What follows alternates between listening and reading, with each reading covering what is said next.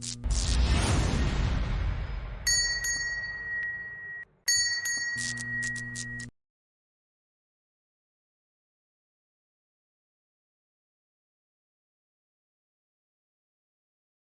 the front plane, insert a sketch.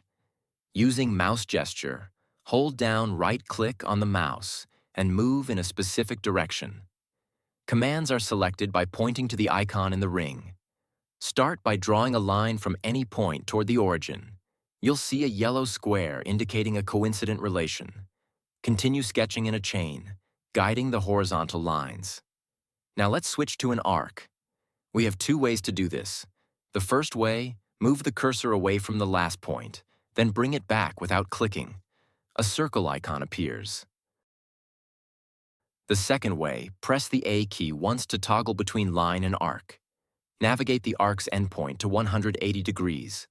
Continue to draw a line, like this. As we sketch, you'll notice some inference lines appearing, which is quite natural. SOLIDWORKS is set automatic relations and snap every 45 degrees to help maintain design accuracy. Symbols and colors indicate different constraints. Yellow squares show permanent relations. White squares represent temporary reference relations, such as angle snaps or alignments to existing entities. These automatic relations and snap angles are controlled in Options, System, Options, Sketch, Relations, Snaps. I won't be changing these settings, but it's good to know where they are if needed. If we made a mistake or want to undo the last step, simply click Undo here or press Ctrl+Z on keyboard. If we mistakenly roll back too many steps, we can re-enter the step with click Redo here or press Ctrl+Y to bring it back. To always see sketch relations, go to Hide Show Item, View Sketch Relations. Inserted relations are indicated in green square. Alright, let's add dimensions to the sketch. There are several ways to enable dimensioning, and one quick method is by using mouse gesture.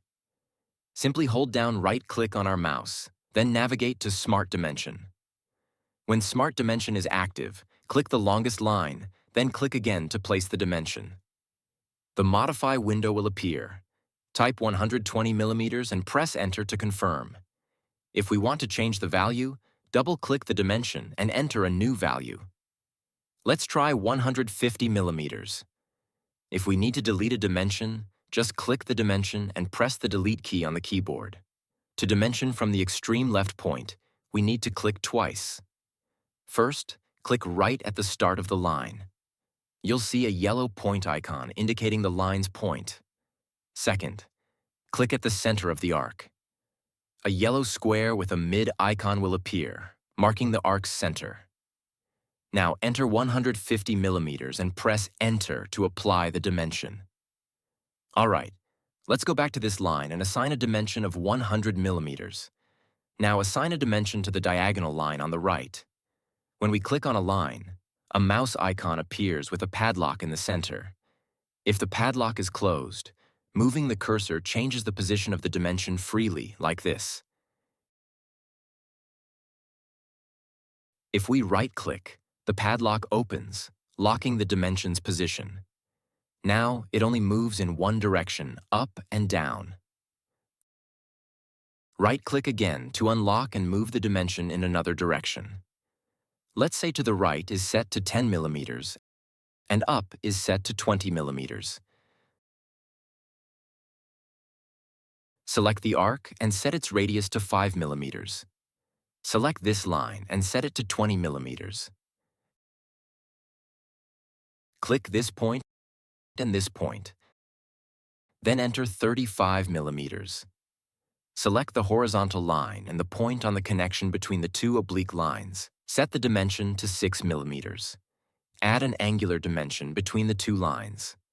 Select the horizontal line and the angled line.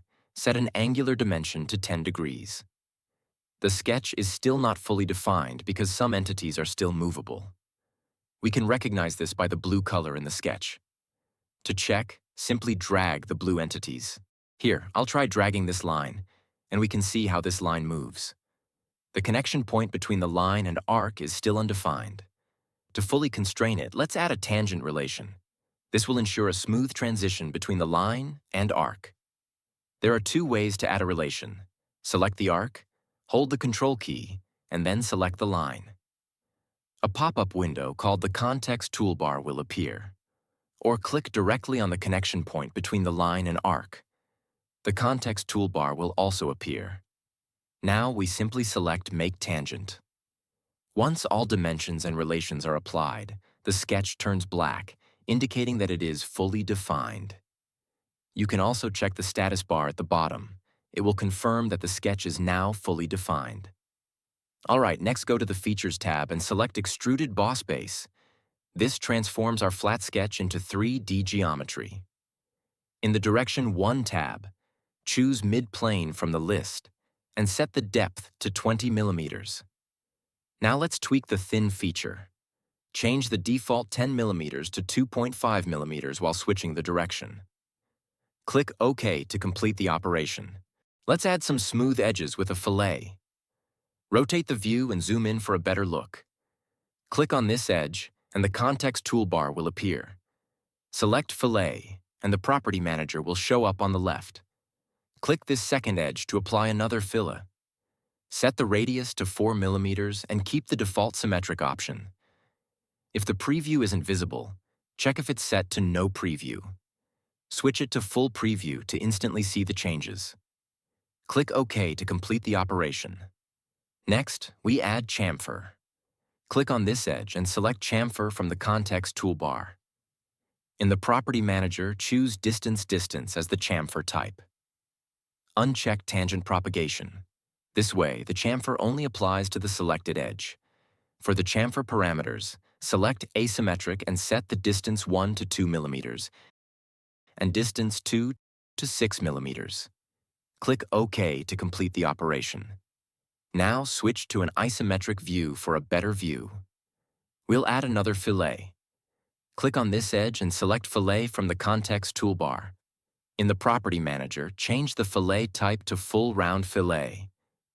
Now, we need to select faces for each set. For Face Set 1, select this front face. For Center Face Set, select this middle face. For Face Set 2, select this back face. Click OK to complete the operation. Great, now save our work. Click Save. In the File Name field, type Clip and hit Save. Alright, let's move on to the next exercise. First, close Clip File.